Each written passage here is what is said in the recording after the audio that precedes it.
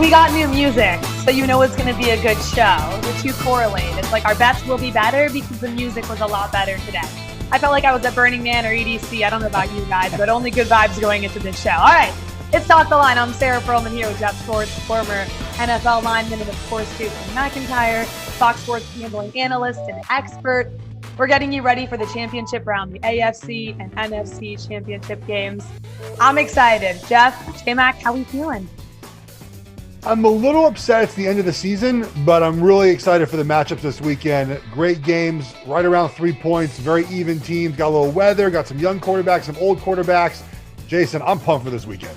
Yeah, I'm excited. It's Thursday. I'm still stinging from last week. I mean, Lamar Jackson's pick six. I had 2 bad dreams about that this week. Just such a backbreaker. And then Drew Brees killed me on Sunday with 3 picks in his own end. Not to mention Jared Clark's fumble. Listen, I'm past it. It's not a big deal. I'm over it. I also had bad dreams about that. I'm not even kidding. Teasers, everything done. But we're moving on. You guys heard the new music, the new vibes. Let's take a look at the odds, of course, for this weekend. Odds provided by Fox Bet. I think the best 4 teams are remaining in the NFL. I love these playoffs. I think it's perfect. We have Tampa Bay, of course, playing Green Bay. Green Bay -3.5, and then Buffalo and Kansas City. The line now sitting with the Chiefs -3. Let's get to the first game, you guys. The Bucs at the Packers. First time we're going to see Tom Brady play Aaron Rodgers in the playoffs. Green Bay laying 3.5. The total is set at 51. It's going to be freezing. I think just under 30 degrees. A good chance of snow, 60% for this one. Geoff, I'll start with you with this game. Do you like a side or a total? Yeah, Green Bay -3.5 is easily the play here for me. It's my favorite play of the weekend. In fact, I think Green Bay is a much better football team than is Tampa Bay right now. Let's look at how they got here, right? So last week in Tampa Bay needed 4 turnovers to beat the Saints. All the way back in week 6, when Tampa Bay beat Green Bay, they needed 2 turnovers. They're +6 in turnovers in the 2 games they beat winning teams this year, Green Bay and New Orleans. They're not going to force turnovers at the same rate this weekend. When they have not been able to force turnovers, their offense has not been as good. That's a very much a concern heading into this weekend. Everyone points to the week 6 game. Hey, they blitzed Aaron Rodgers. They got home. They can't have no answers for that. Well, guess what, guys? In a rematch like this, especially when it's been 3 months, the Packers have plenty of opportunity now to study the game plan the Bucs had for them. They're going to be ready for the pressure. Aaron Rodgers in 16 games this year, when he's not played the Bucs, he is completing 67% of passes against the blitz. He's 123rd passer rating, 3rd in the NFL against the blitz. I'm going to take his regular season over the one outlier game against Tampa Bay. I just think the Packers right now are playing at a Super Bowl caliber level. I think they're much better than Tampa Bay. Tampa Bay needs a lot of breaks to make this work. I don't think they get them. Give me the Packers. I wouldn't say it's a full disagreement, but this was 4 ticked down to 3.5. So there is some influential money here on the Bucs.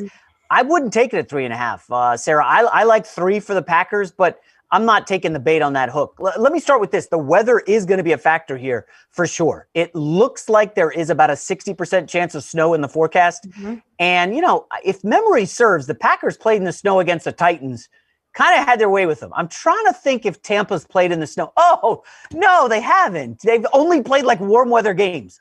I think it was like 35 against Washington in the playoffs. And listen, there is going to be something to, hey, man, we're in Tampa all week. It's 80 degrees. And then you land in Green Bay and it's like, oh my gosh, it's like 20 degrees. They're going to be bringing those heavy, thick winter jackets to you every time you come off the field. There is something to the weather. I also want to say Tampa's 3rd straight road game in the playoffs, okay? In the 3rd straight road game, dating back, I believe, to 1970 in the playoffs, teams are 5-12 against the spread. So that's working against Tampa.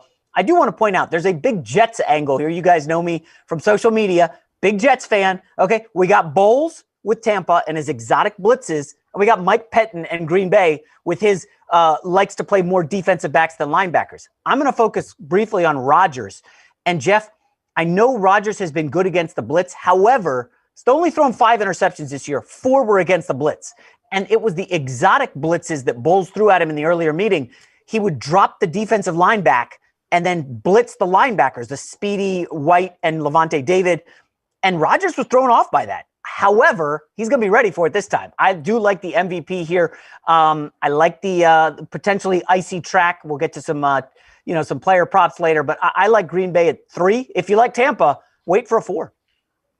Yeah, I'm with, I guess, both of you here. I bet it at 3 when it opened. Now it's 3.5. And it's funny, I was actually texting our producer, Conrad, last night, and we'll get into confidence picks later, but we were talking about what do you do if it's 3.5 and you happen to like the Packers? Well, of course, you can buy the half point, which I'm not going to do because I laid it at 3. I'm not going to double down, but don't be afraid if you like the Green Bay Packers. The Packers won 14 games this season. 13 of them were by at least a touchdown. So if you feel confident in the Packers, lay it. I don't think the half a point will make a difference in this matchup. We'll get to the total later for confidence picks, but again, I like the Packers. I like Aaron Rodgers at Lambeau. Tom Brady's played in the cold, but the rest of his team, not as familiar. Let's get into the props for this one. And we have a lot of good props on Fox Bet here. And we'll start with Ronald Jones. His total for rushing yards, -110 on both sides, 48.5. J-Mac, what do you like in this prop? I don't hate Ronald Jones's prop, but I actually am a little more bullish on Leonard Fournette. It may come up later during confidence picks. It's just when you look at the scripts that Bruce Arians has offered in the 2 playoff games, okay? Leonard Fournette had his most carries of the season in each of the last 2 weeks. Now, I know Jones has been a little banged up, but remember, Tom Brady's history back in New England was, hey, when in doubt, I'm going to check it down to James White. I'm going to check it down to Rex Burkhead. So I would look more at maybe receiving props for Jones, who has had some hands issues, and Fournette as well. I would pull the trigger on Fournette over rushing yards as opposed to Jones. Fournette is a real hammer. You know, they do have a thunder lightning thing going on. You could see it last week against the Saints. It's a fourth quarter. It's cold weather. You don't want to get in front of a 230-pound Leonard Fournette battering ram. Same way Derrick Henry runs over people in the fourth quarter. You know, Leonard Fournette, similar vibe there. So I would look more at Fournette as opposed to Jones. Yeah, I think it's tough when you have 2 running backs deciding which one's going to be the guy to get, to get the rock this week. And to your point, we're seeing kind of more Fournette, right? Playoff Lenny, as they call him on social media, like a guy just kind of rolling downhill and in a very physical game like this one's going to be, especially when you face the Packers defense. You probably do want to run between the tackles here. So I do think that it's probably better to put your money on Fournette, who we know is more of a physical downhill runner than is Jones. So I think that is the right play here, Jason. I'd stay away from a Ronald Jones prop. Yeah, you look at the Saints defense that ranked 2 if you look at DVOA by Football Outsiders. Ronald Jones and Leonard Fournette last week combined for 125 yards on 30 carries. So to your point, the combination I like, individual bets, I'm not so sure. So take a look at all the props on Fox Bet getting ready for Sunday. Okay, the next and final prop we'll look at for this matchup in Green Bay, Davante Adams, 75+ receiving yards, I'm going to think, and a touchdown, 10-1 plus 100 unless he switched to running back. We're not sure. Geoff, what do you think? I think the Packers passing attack is what's going to guide them this weekend. So I would go over here. I'd go over for a lot of their props, over Aaron Rodgers as well. I mentioned last week the reason I like the Packers to win that game was their play action pass opportunities against the Rams. Boom, happened, right? This weekend as well, the Packers are very good at throwing the ball deep. Tampa Bay's defense is not very good defending the deep pass. So we have an opportunity here for Davante Adams to get a long touchdown, to get in the rhythm of the game. And because the Bucs rush defense is really good, and it is really good, guys, I think Aaron Rodgers is going to use Davante Adams and whoever else he decides to use in kind of as a supplement to the run game. Throw those quick screen passes, get the ball on the edge. I think there's an opportunity here for Adams to break a bunch of tackles. I love this bet at plus 100. I'll take it. I'm trying to think. Last week we had a discussion about this, right? He got the touchdown on that just undefensible play, but did he get the 75 yards? I want to say no. I don't think so. But yeah, this one is an interesting breakdown. So if you look at the Packers this season, they're dead last in the NFL in pace. What Tampa was able to take advantage of was those blitzes. So it makes sense that Green Bay would speed this game up, get to the line quickly, not really let Tampa get a vibe on what they're going to do, and get Davante Adams moving around, right, Geoff? I mean, we've seen this with other receivers. You've got to get them out of the space, see if what kind of zone is Tampa going to do. We know they play a lot of zone. Teams that have played zone have given Aaron Rodgers a lot of trouble. Okay, the 49ers played 83% zone last year in the NFC title game.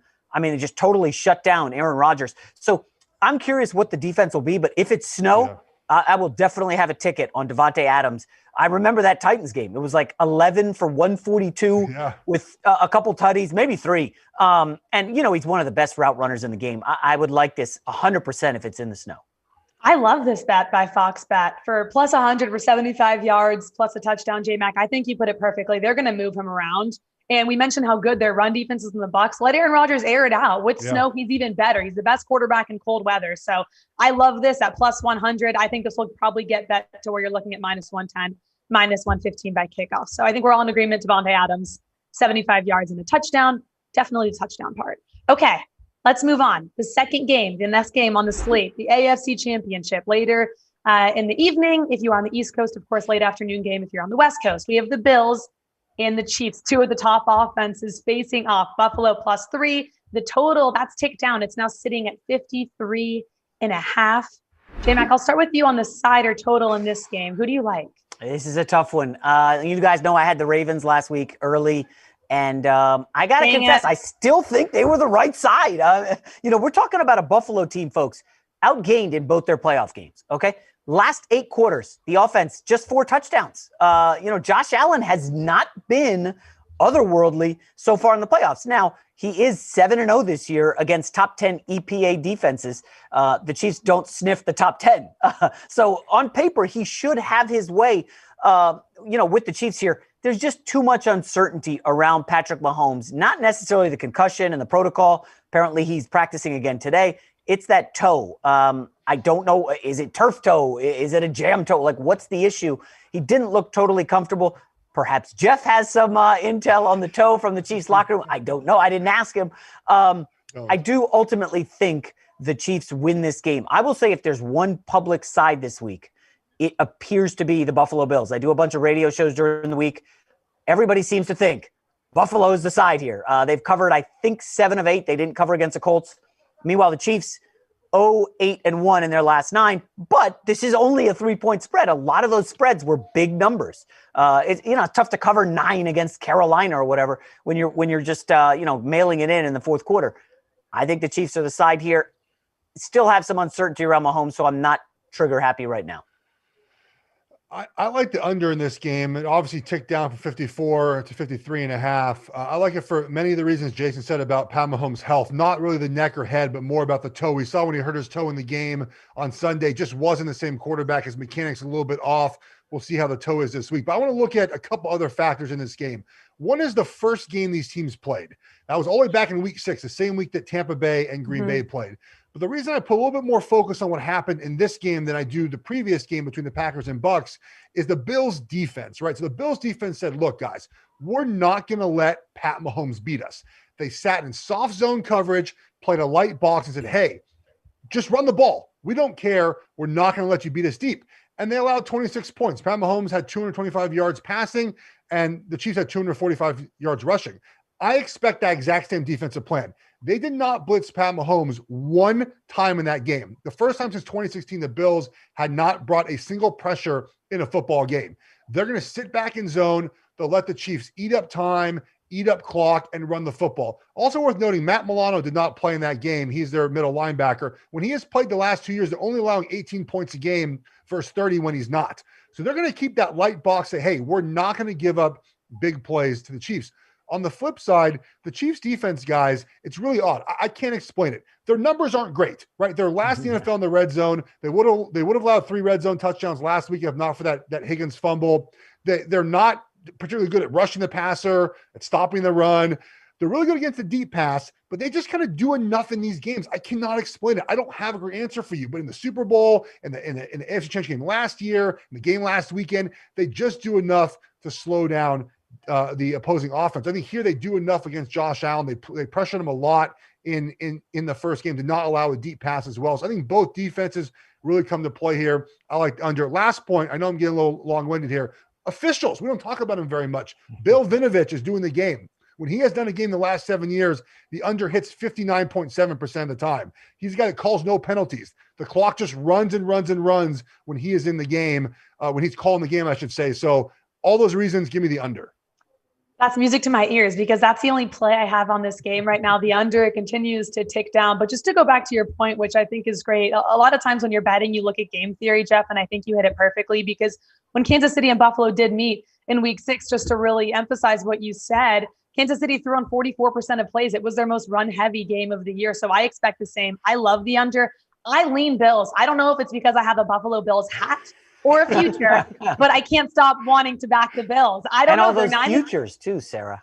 They're 9-1 ATS in their last 10 games. Chiefs, obviously a great team, but their last 8 wins have come by less than a touchdown. So I kind of like the Bills. I lean in this way. They're a better ATS team.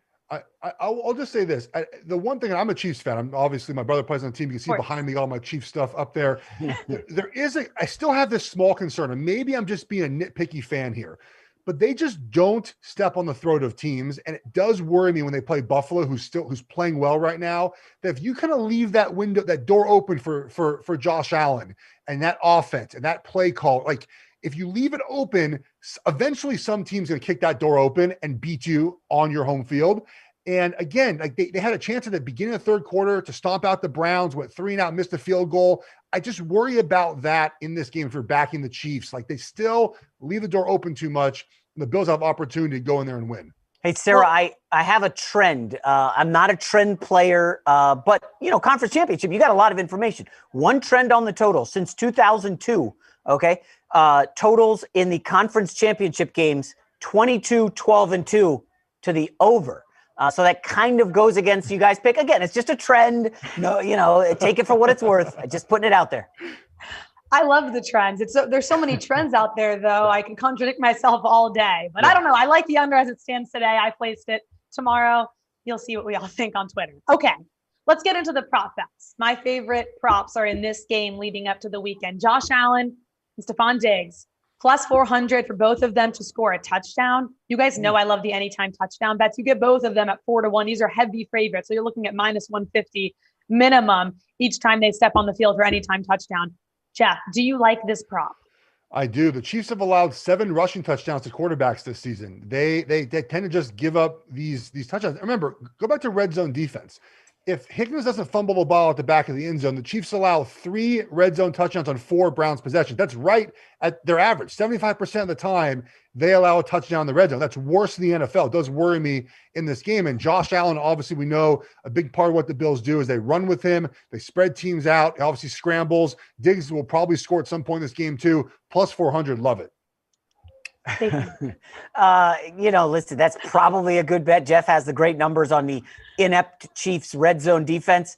I'm curious about the Chiefs secondary. I saw Breeland's a little dinged up in the secondary, and one of their safeties, I believe, not Honey Badger, the other guy, he's also hurt. We've seen some struggles in the secondary. Have his way with them. I guess that's not an awful bet, guys. And remember, Moss is out. So it's basically Singletary and Josh Allen running the football. I love this bet. And we're going to get into some more Devin Singletary in just a minute. But until then, the second prop bet for this one on Fox Bet you could find is Travis Kelce and his total for receiving yards right now, 82.5. Jason, let me start with you. Minus 110 on both sides. I'll just say I like the over. I think Travis Kelce in a must-win situation, I'll bet his over for receptions and receiving yards every single week. Tough not to love this one, Sarah. I mean, the Buffalo Bills, the linebackers, everybody wants to hype Milano. They're 12-0 with him in the lineup. I thought last week Mark Andrews could take advantage of, that kind of soft linebacking core of the Bills, a little overrated. The linebacker Edmonds is really good against a run. I just think they can be had. We saw the Colts, the tight ends just repeatedly browbeat the Bills up and down the field. So, give me over 82.5 for Kelce. Geoff, tell me how much you love Travis Kelce. Let's not forget that Travis Kelce completely burned the Browns' best corner last weekend in that nub formation, that 1-by-3 for that 20-yard touchdown. I am all over this. Travis Kelce is a big part of what this offense does. He's a kind of a security blanket for Pat Mahomes, and they put him in spots like that 1-by-3 formation where he's isolated, and he's so tough to stop. I love this here. Give it to me. And look, we even saw with Chad Henne. He hit Travis Kelce for a big gain as well. He's just a big part of this offense. I think people look at Tyreek Hill and Watkins and Hardman and think that this is the guy that makes the engine go, is Travis Kelce. Okay, so we're all on board with Travis Kelce over 82.5 receiving yards. The final prop bet for this game, we're going back to Devin Singletary. Put it up there, 2.5 receptions. The over's juiced. Look what we did, you guys. Last week, we could have got even money. This week, the world's on the Singletary receptions trend. Jason. I'm just going to listen to you again. I mean, you're the Buffalo Bills fan. You've been giving out the futures. You nailed Singletary last week. Like, you're all over this. I did, however, look at the Chiefs linebackers and see how good they are in coverage. The answer is not very good. Their best cover linebackers are a rookie named Willie Gay, who didn't play last week and hasn't practiced yet this week. Yep. So I feel like you're probably going to hit Singletary on this one early. Don't like the juice. I would actually look and see if Fox Bet offers 3 receptions for Singletary, because this feels like I don't want to pay the juice. Give me 3. I'm that confident that Singletary will be catching some screen passes. So I'll leave the numbers to you, Sarah, on this one, because I know you love this one. But just from a schematic perspective here, I like this over for a couple reasons. I mentioned the blitz that the Chiefs had on Allen. They blitzed him 15 of 31 pass reps in the first game, and kind of gave Allen a little bit of trouble. One way to combat pressure is screens, right? Because if you're blitzing at everyone, who's guarding the running back? Typically just one guy. If the offensive line blocks him, boom, screen out the gate. So I think there's a big opportunity here for Singletary. Also, the Chiefs oftentimes on defense just forget guys, kind of running backs, just like that leak out and pass. They just like standing wide open. So I think there's a great opportunity here. And look, they don't target the backs that much, the Bills. Only 72 targets all season. But I think in this game specifically, the matchup really works well for Singletary. I got to give credit to Geoff before the show. He gave me some really good stats that make me love this bet even more. The Kansas City Chiefs allow the 3rd most receptions to running backs and allow the most passing yards to running backs in the NFL. So take a look at their RB1 and Devin Singletary, his stats. I like the over for receptions. I probably like the over for receiving yards. I'll look at that more leading up to Sunday. But it's time for our confidence picks. And we need some winners. And by we, I mean myself. The NFL season's ending. I need some winners. J-Mac, no pressure. But let's see where you're going this weekend. I think I've started off, yes, look at that, a little MVS action. Ooh. I still am salty with him for the fumble against the Colts like 2 months ago. But I like him over 29.5 receiving yards. This guy averaged 20 yards a catch this year. He is their game breaker with the speed over the top. Carlton Davis is a good cornerback in press man coverage for Tampa. But you want to watch somebody get toasted. He was absolutely embarrassed by Tyreek Hill. And Tyreek Hill embarrasses a lot of people. But MVS is a burner. I think MVS and Lazard get one-on-one. We know Aaron Rodgers is the king of, oh, that guy jumped off sides. I'm just going to toss it up and hope for the best. So I think MVS definitely clears 29.5. You know, we touched on Fournette. 40.5 seems a little bit low. This is a Green Bay defense. I mentioned it. Mike Pettin, former Jets defensive coordinator, likes to play 5 and 6 defensive backs. They will concede the run. They don't want to give up the big pass play. I think there's an opportunity for Fournette on the ground here. Crazy stat. Bruce Arians loves this early down rushing, which is like one of the dumbest things you can do in the NFL right now. All the stat guys will like have your head if you do that. He rushed on 1st and 2nd down 30 of 51 plays last week. It's just basically like Tom Brady. We don't want you to screw up. Let's hand it off. I think Fournette 40.5 feels low. And finally, not the most fun pick, but I'm going with a money line parlay of the favorites. Give me the Packers and give me Kansas City. It does pay pretty well. You know, you want to put 100, I think it pays 168. I forget what the number is. But there's an opportunity here to make some money on just taking the favorites winning the football game. That Fournette pick is good. I like that Fournette one. Oh, thanks. I forgot 1 and 2 last week. It's time to rebound. I like these picks for what it's worth. Not necessarily Kansas City, but everything else I love.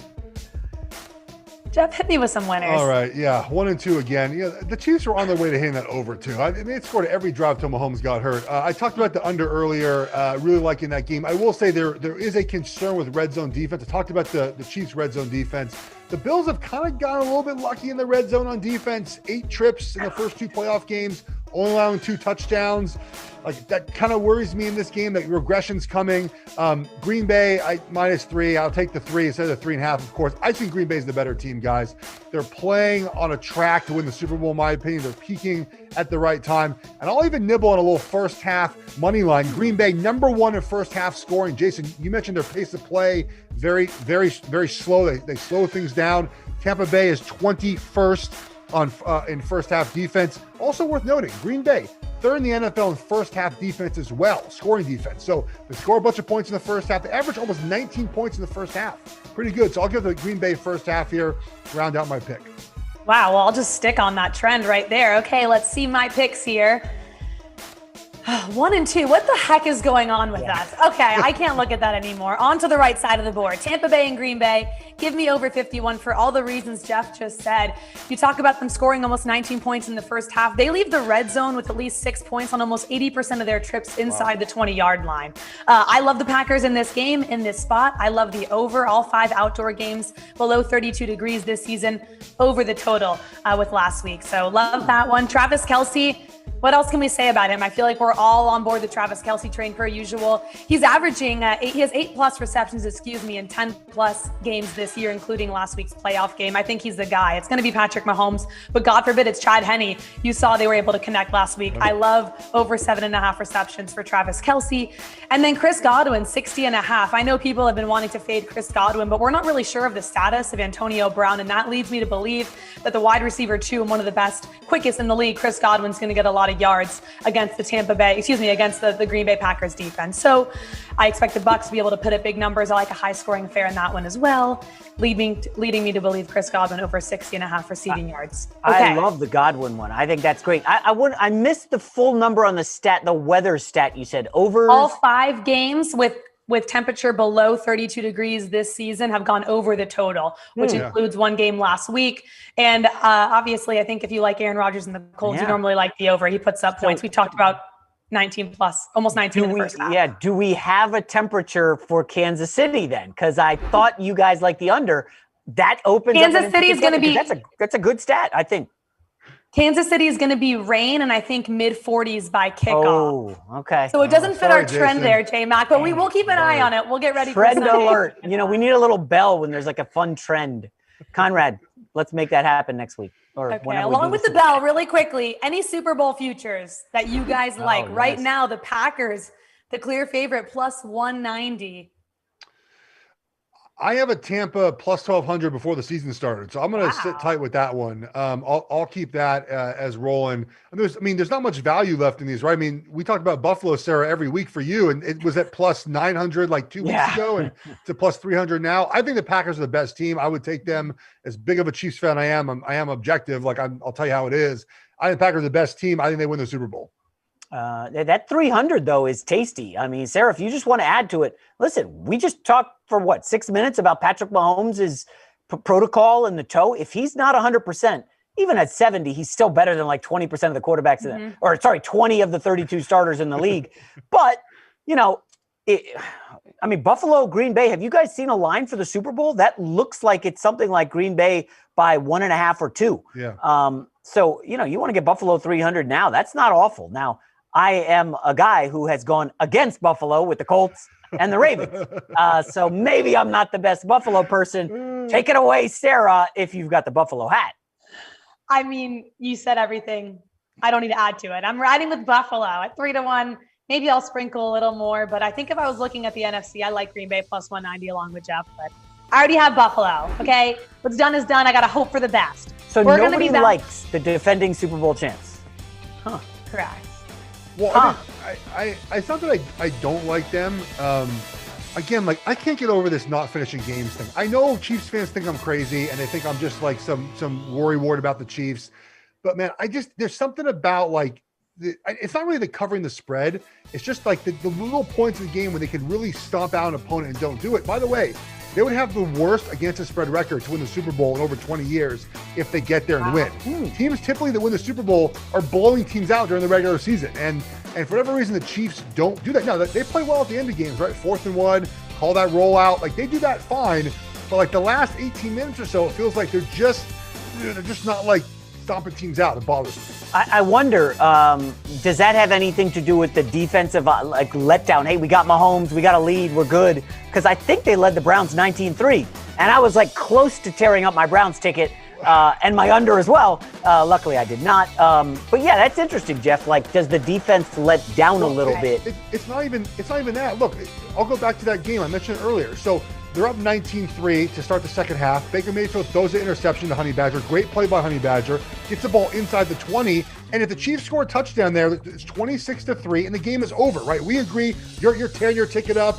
You're moving on to the next game. And instead they go 3 and out and miss a field goal. It's guys, finish the game. End the game right there. It doesn't. So that. Those situations they have Butker's a problem, man. He can't make any PATs, can't make any field goals at 33 yards. Everything else, he's fine. So I just think there's little things here and there where I think the Packers are finishing games better than are the Chiefs. Yeah. Well, we'll be back on Sunday to break down our final bets. Maybe we'll change Geoff's mind and hold back his favorite team in the Chiefs. That doesn't sound likely, but we're going to give it a try. Okay, you guys, Sunday, 11:30 p.m. Pacific, 2:30 Eastern, leading up to kickoff. We'll be answering your questions on the Q&A edition of Talk the Line right here, so you do not want to miss that one. For Jason McIntyre and Geoff Schwartz, I'm Sara Perlman. For all of us in Fox Bet, we will see you Sunday.